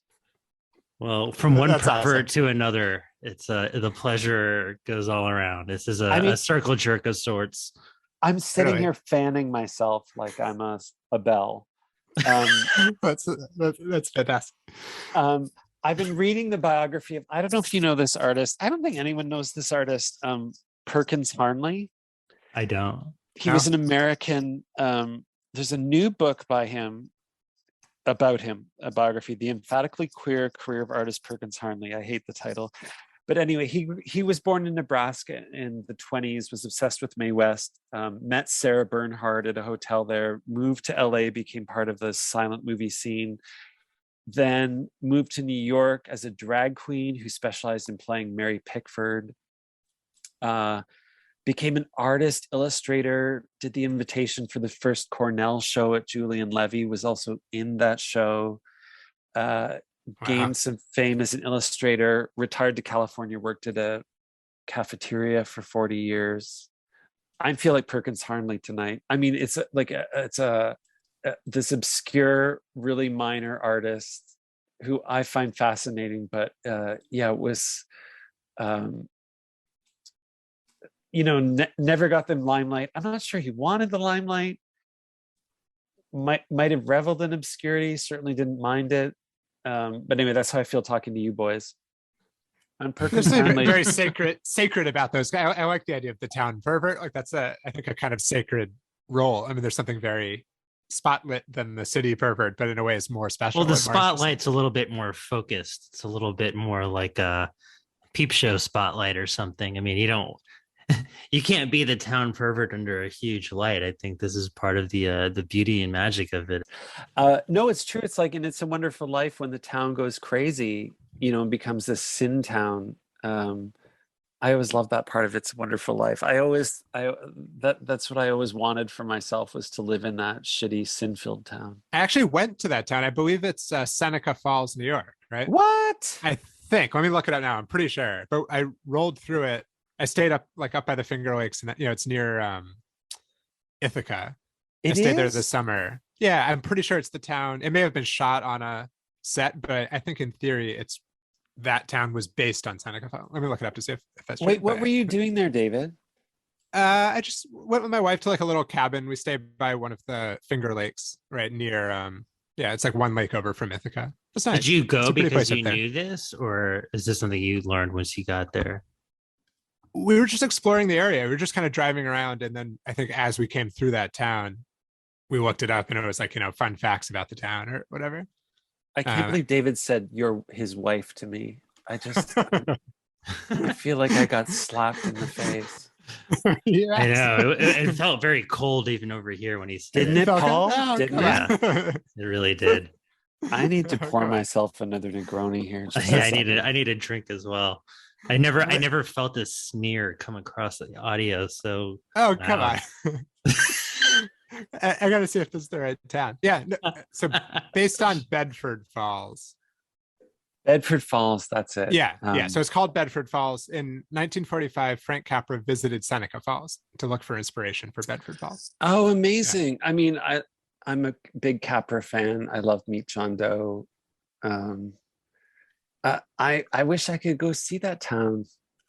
It's probably actually not that far from Toronto, honestly, because if you cross over to Niagara, it's probably 3. I mean, I've driven from there to Niagara, so it's like maybe 3 more hours from there.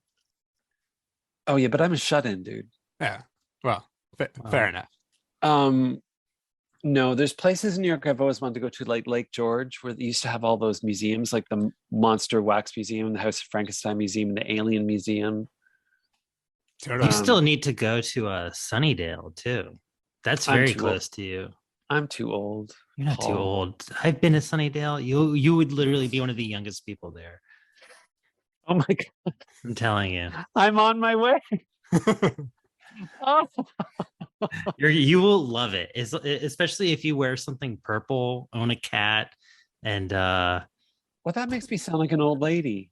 Well, I'm just saying the people there, that's the crowd. But I mean, as far as like the oldest spiritualist community in America, it's like it's got your name all over it. It is truly a total trip to see. And they treat it like it's real. Like it doesn't have the there's a little bit of the ballyhoo around it, but it's still pretty legit in its strangeness.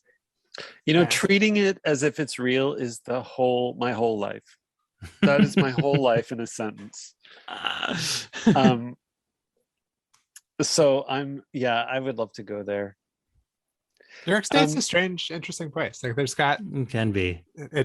something, I almost feel like, particularly because the city is such a like drain of people and energy and resources, the state like has some totally other like special quality that it develops in opposition to that.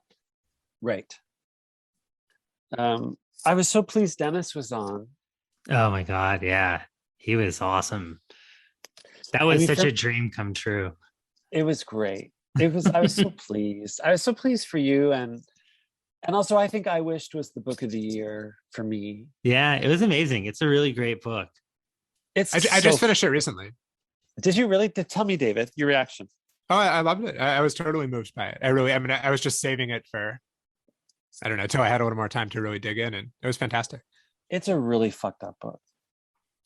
But I thought it was really touching and really like tender, and without like selling out or without like betraying the source material that made that that cycle of books so compelling and raw and stuff. It felt like there was a real heart behind it that was honest. I'm interested to hear you say that, because the intensity of love in that book made me think, is this a put on? It made me wary of the devices he was using, of how he was luring me into that book, all of which I love. Yeah. I mean, I love being lured into something. I feel like that's the only way you can write about love, is by seducing your reader through those kind of traps, whether they're true or manipulative, I guess, doesn't really matter. You clearly felt it. And he really talks about that like triangular relationship, right? Because the Dennis, or at least the narrator of the book, keeps saying like, what I felt for George is something that you, the reader, like could never understand, and almost like you shouldn't try, but it makes you feel it, right? And it's like that push and pull is so interesting. Yeah, it's amazing the literary skill to get you to feel and be wary of feeling at the same time.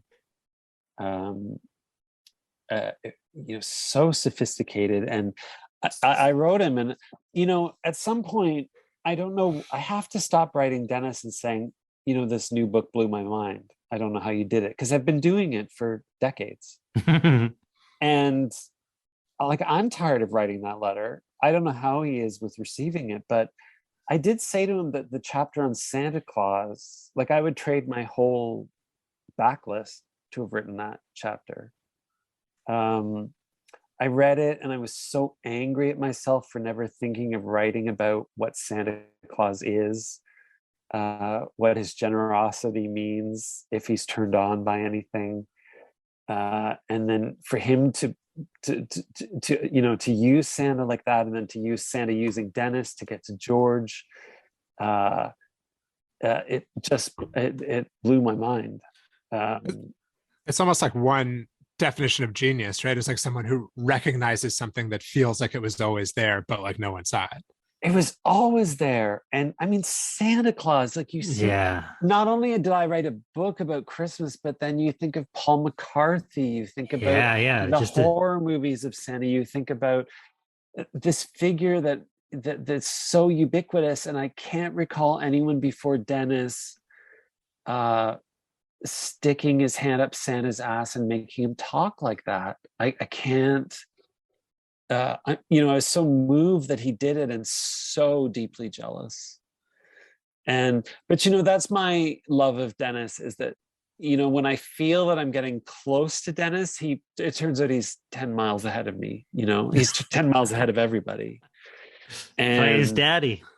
Every book is like that, you know, that I think, oh, he's going to like this, but I already thought of it. He's moved on to the next town. So, and it shocks me that book was not, you know, on every top 10 list of the year. Obviously I have no faith in the New Yorker or the New York Times. I mean, I watched that. At work, we have to watch the New York Times editors announce their top books of the year, and I just can't believe how basic these people are. I mean, it's just staggering to me, the shit that comes out of their mouth. But still, at some point in a year that saw Dodie Bellamy in the New Yorker, I thought, this is Dennis's turn, you know? But I think Dennis has something so much like greater and more meaningful than that. And not to like be making lemonade here or something. Like I think of Dennis as like commercially successful, maybe not like these best-selling writers, but I mean, he's somebody that like he has fans, you know what I mean? Like, I think he is respected, like, and the people that do love his work, like us, like, we really like it. Would I want him to be like more successful and like a bigger name and on these lists? Of course, but like, people fucking are so disappointing, you know, like when would they give us that pleasure after we've been talking about how our fantasies never come true for so long? It's true. What am I thinking? I'm not going to get satisfied by these fucking people. Only in the town can you imagine that the city would be like that and not like it is. It's true. Only in my town, or maybe now your town. I'm fantasizing about your town, but yeah, it's true. And of course, of course I'm disappointed. And of course I'm not surprised. But I you know, it is the end of the year, and it's not like I've read every book that's come out. I haven't read yours, David, and it's a year when I've been trying to write, which often means I'm reading less. That's just the way it goes with me. But I did read Dennis's, and I was really blown away. And I think you're right, Paul. I think, you know, Dennis has a readership, which is, I think, so rare, you know, and I say so that I say that mostly as a bookseller, is that I see hit books, I see prize-winning books, I see buzzy books, and no one cares about the follow-up. And I see it over and over and over. And Dennis is one of the rare writers. I'd say Joy Williams is another writer like that. Yeah. That where people care and people follow her for decades, you know. I'm trying to think of more, but I'm a little drunk. Paul, I love getting drunk with you online, but I would love to get drunk with you in person. I would too. When? Let me know when. You're not that far away, so I'm always up for a road trip. Oh, aren't you even a little afraid of me? Not at all. And I have to say, speaking of fear and small town perverts and having your hand up Santa's ass, is there any way that you can lead us out of this episode with a song? Oh my God. I've been thinking about a song, and my song was Bob. My two favorite. Oh, I'm going to ask you, who are your favorite singers? Of all time? All time. I would say Slim Whitman. I would say Phil Anselmo from Pantera. And God, who would be like a third one? Michael Gira from the Swans. I could probably think of like 10 other people, but offhand, those would be it. I mean, Leonard David? Cohen. Leonard Cohen. What am I talking about? That's what came to mind I first have for me. Leonard Cohen's fucking name tattooed on my arm. Do you really? Yeah, I actually have a Leonard Cohen tattoo. So Leonard Cohen, I'll take one of those names out. As a Canadian, of course, I appreciate the Cohen reference, and also, I hadn't really listened to "You Want It Darker," but I listened to it this year, and it was shocking. It was shocking. That's shocking. That title that song is amazing. That title song is a keeper for all time. I mean, You Want It It's like Darker, Bowie's and then he died the Rockstar. next day it came out. I mean, it's too much. I know. It's too much. That's when I got the tattoo. Yeah, I don't blame you. That song is overwhelming. Now, David, what about you? Leonard Cohen also came first to mind for me. I mean, maybe Roy Orbison, right? He made a huge impact on me, Oh, right? So some of that kind of stuff. I'd have to think of a third one. I feel like the really sad thing about music is that it's like you have this window from maybe 15 to 25 when whatever's going to imprint itself most deeply does. And then it's like, I can still enjoy things now, but it's like the things that are deepest in my mind are the things that I really loved at that age. I know you were both going to say Judy Garland next. she was on the tip of.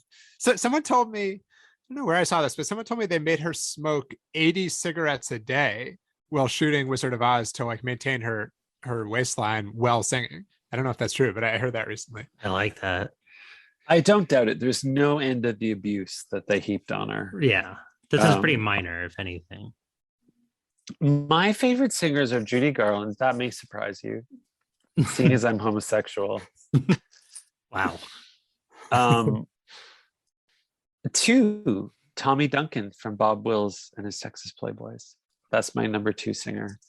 Number 3, I would say Joe Stafford, whom I love. If I ever made a movie, which I never would, I would cast her in it, though she's dead. But that wouldn't stop me. I wouldn't let that stop me. So I was thinking of Christmas songs, and my first Christmas song was Bob Wills' "Hooray, hooray, oh hear the merry sleigh. Jingling, jingling, dingling, dingling, Santa's on his way." But I really love that song from The Bishop's Wife, the movie with Cary Grant. Has anyone seen that? Am I the only one who's seen that? I never saw it. Okay, so there's a hymn in it that goes, "Oh, sing to God your hymns of gladness, ye loving heart, your tribute pay. Your Lord is born this happy day. Then pierce the sky with songs of gladness, disperse the shades of gloom and sadness.